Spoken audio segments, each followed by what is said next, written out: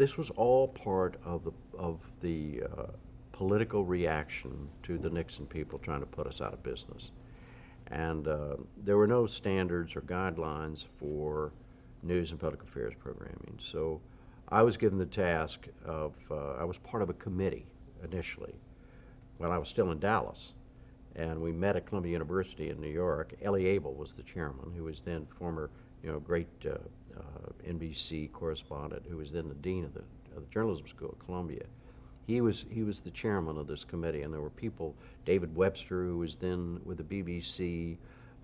There were other people on this committee, and we drew these guidelines. And then, lo and behold, I was then, that may be one of the reasons, now that I think about it, that I was eventually hired for that PBS job, because that was what my job was to enforce these rules and guidelines, standards and guidelines that I had helped draft. To look at them today, I mean, they were News 105. I mean, get both sides of the story, don't attack people anonymously, stuff like that.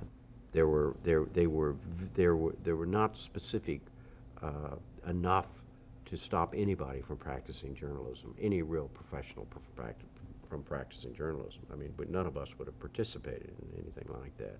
They were general enough to accommodate any eccentricity of any real pro.